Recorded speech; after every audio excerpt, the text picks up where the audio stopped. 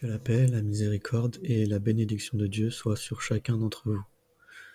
On se retrouve pour la dernière partie de la série, donc je vous annonce qu'il y aura encore 2 autres vidéos après celle-ci.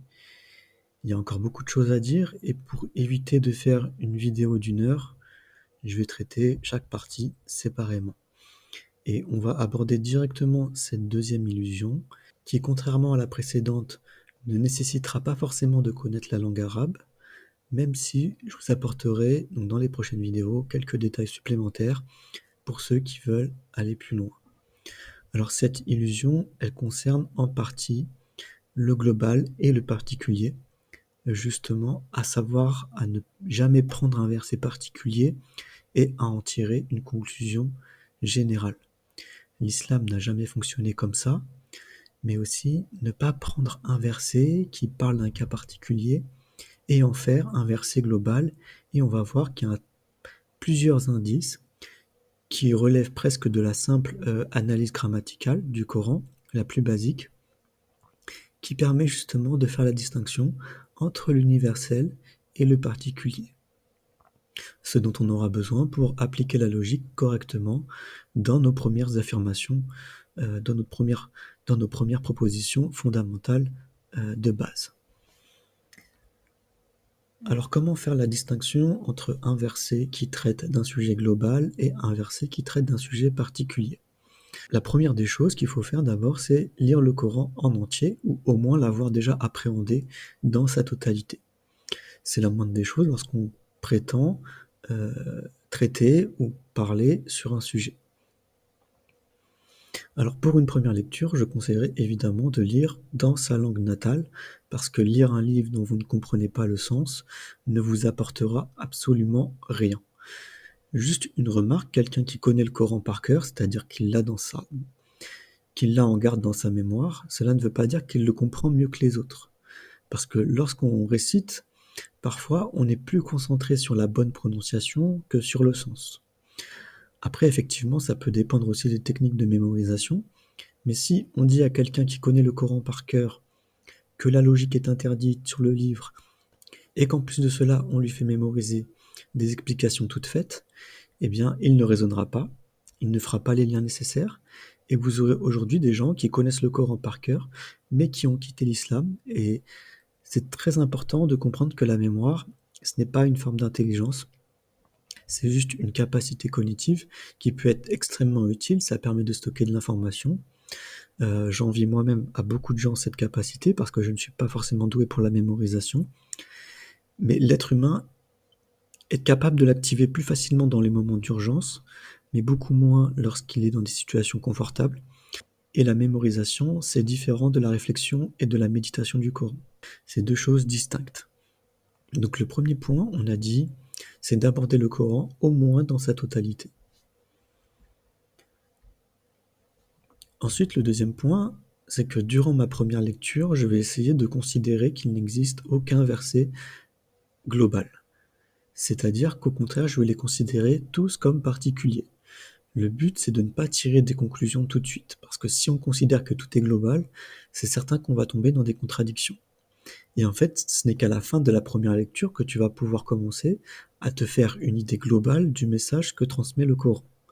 Et naturellement, tu vas voir se dégager des versets universels et solides, clairs, impossibles à interpréter autrement que tels qu'ils sont.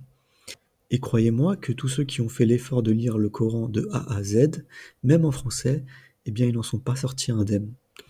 Il y a toujours des versets qui viennent vous interpeller. Donc le but, c'est d'essayer de retenir ces versets, d'en prendre note, noter la référence pour pouvoir les retrouver plus tard.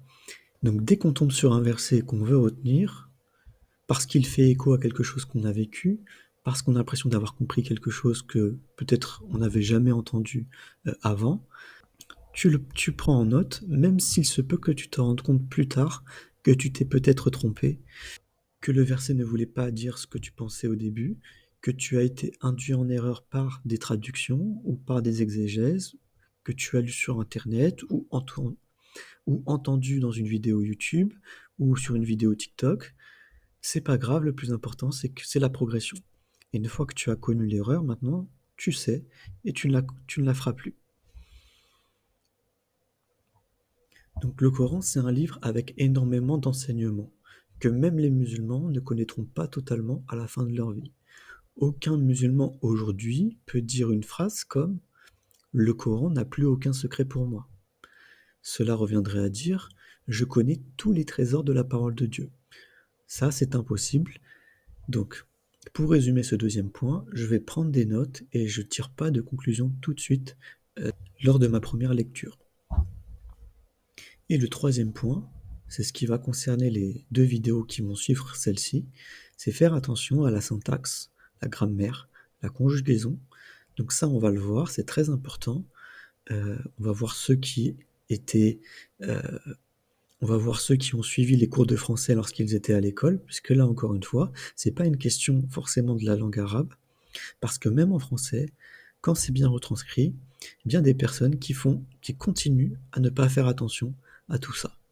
Donc chaque mot employé dans le Coran a un sens et une place précise, une fonction qui peut agir sur le sens des mots qui le suivent, comme on l'a vu avec les expressions idiomatiques.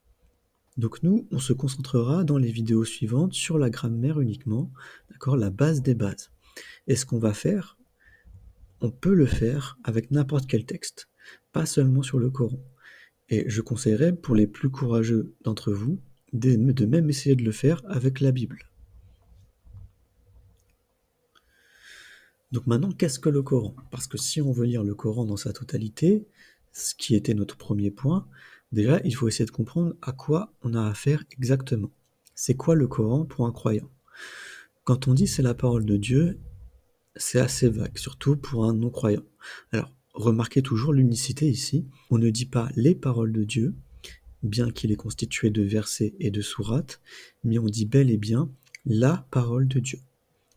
Et pourtant, le Coran dit que la Torah et l'Évangile, c'est aussi la parole de Dieu, toujours au singulier. Alors comment c'est possible?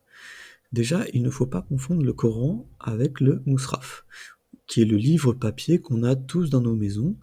Il ne faut pas confondre ce livre avec la parole de Dieu, qui est, lui, le Coran. Alors je sais que certains déjà vont pas forcément comprendre ce que je suis en train de dire, mais je vais essayer de reprendre les mots de l'imam Abu Hanifa. Il a dit dans Al-Fiqh al-Akbar, je cite, la prononciation du Coran est créée, l'écriture et la récitation du Coran sont créées, mais le Coran, lui, n'est pas créé. Donc qu'est-ce que ça veut dire que le Coran n'est pas créé? En fait, le Coran, c'est le message qui se cache derrière ce texte. C'est un même et unique message qui se cache aussi bien dans la Torah que dans l'Évangile et que dans le Coran. C'est une science, c'est une lumière qui est renfermée dans cet ensemble de lettres. Et là, je ne parle pas, quand je parle de lumière, je ne parle pas au sens métaphorique. Sauf que c'est pas une lumière extérieure qui est aveugle, comme la lumière du soleil, mais c'est une lumière intérieure qui guide et qui éclaire l'âme par l'esprit. Donc ce qu'il faut savoir, c'est que dans chaque sourate du Coran, il y a une science. Dans chaque verset qui compose ces sourates, il y a une science. Dans chaque mot qui compose ces versets, il y a une science. Et dans chaque lettre qui compose ces mots, il y a une science. Ensuite, le Coran, c'est aussi une langue d'il y a 1400 ans. C'est très important de comprendre ça parce que c'est pas avec un dictionnaire classique en langue arabe qu'on peut traduire en français le Coran. Et ça va de même pour les hadiths. Et ça, c'est une erreur qu'on voit beaucoup aujourd'hui sur les réseaux sociaux. Quelqu'un qui prend Google Traduction et qui croit qu'il peut traduire comme ça un verset du Coran ou un hadith euh, en pensant qu'il a réussi à traduire le texte. Donc déjà, non, Google Traduction, ce n'est pas fait pour ça. Ça ne fonctionne pas comme ça.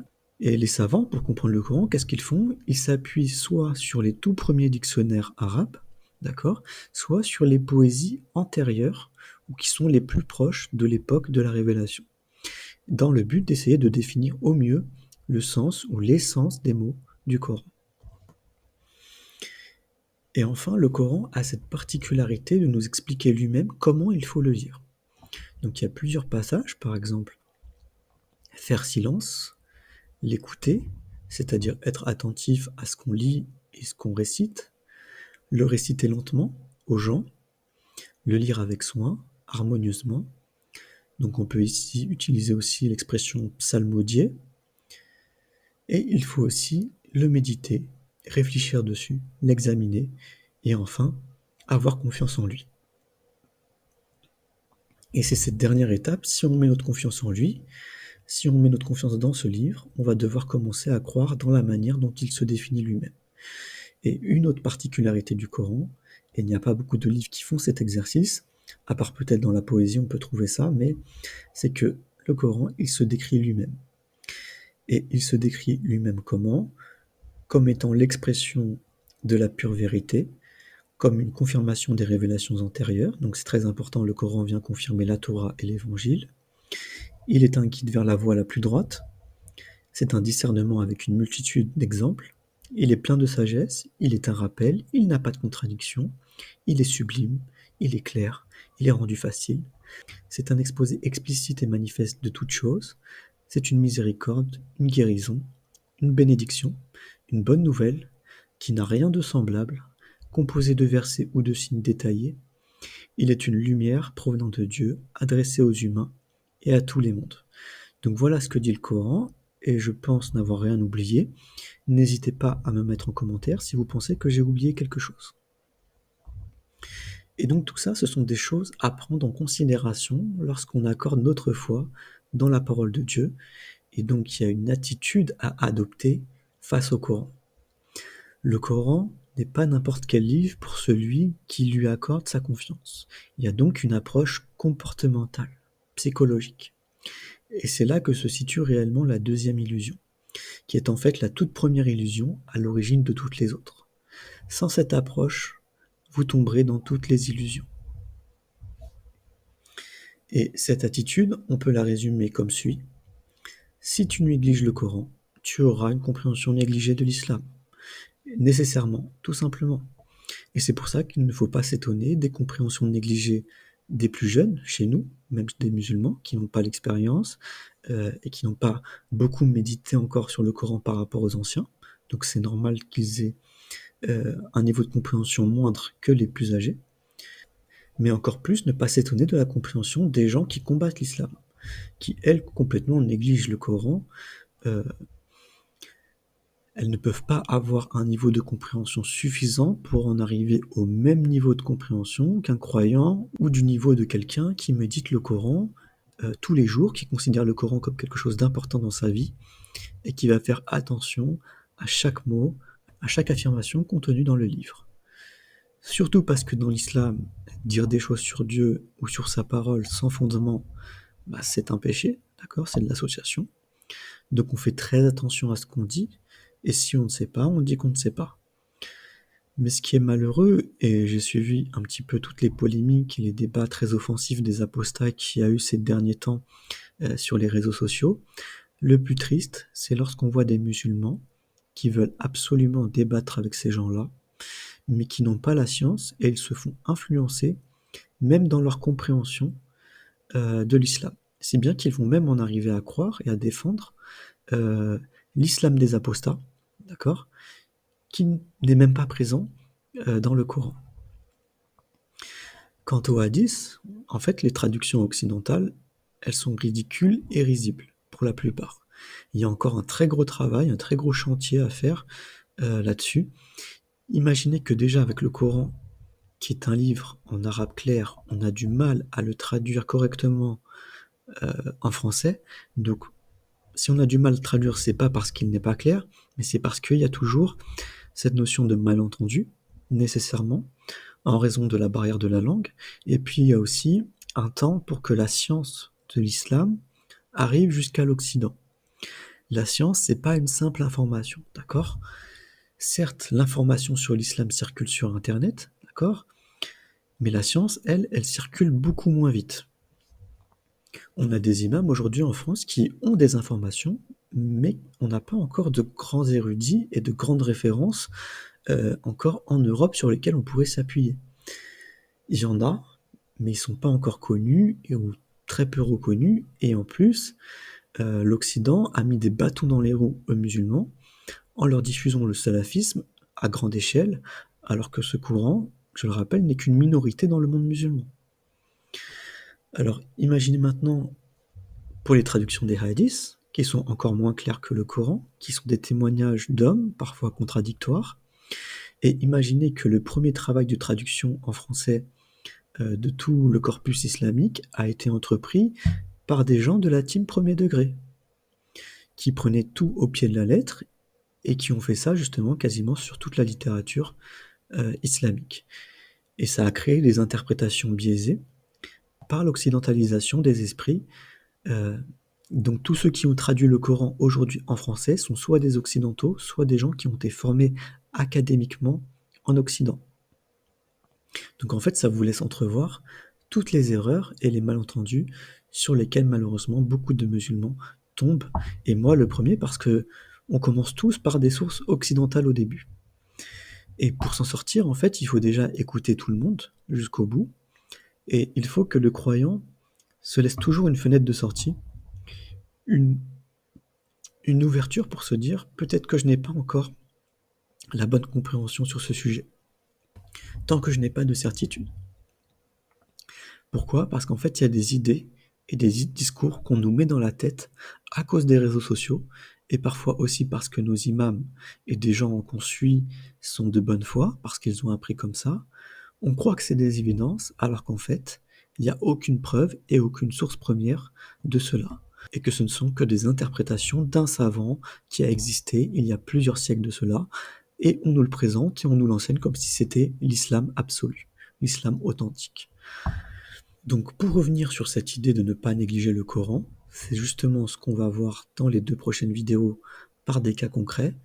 Comment ne pas négliger le Coran sur le plan linguistique et logique, comment être conscient, comment faire attention, comment être vigilant face au Coran et sur chaque mot qui y est employé et leur place, que ce soit dans le verset ou même la place du verset lui-même dans le Coran. Et on va voir que les savants, en fait, ils ont relevé des indicateurs pour nous permettre de distinguer ce qui relève du global et ce qui relève du particulier. Puisque si vous commencez à appliquer globalement une chose alors que le Coran précise bien qu'il s'agit d'un cas particulier, vous allez arriver à dire des choses catastrophiques. Et si vous arrivez à appliquer ce qu'on va voir dans les prochaines vidéos sur, sur votre propre lecture du Coran, vous ferez beaucoup moins d'erreurs et vous commencerez peut-être à vous abstenir de parler et vous commencerez peut-être à dire je ne sais pas et je ne m'engage pas dans une conversation dont je ne connais pas tous les tenants et les aboutissants.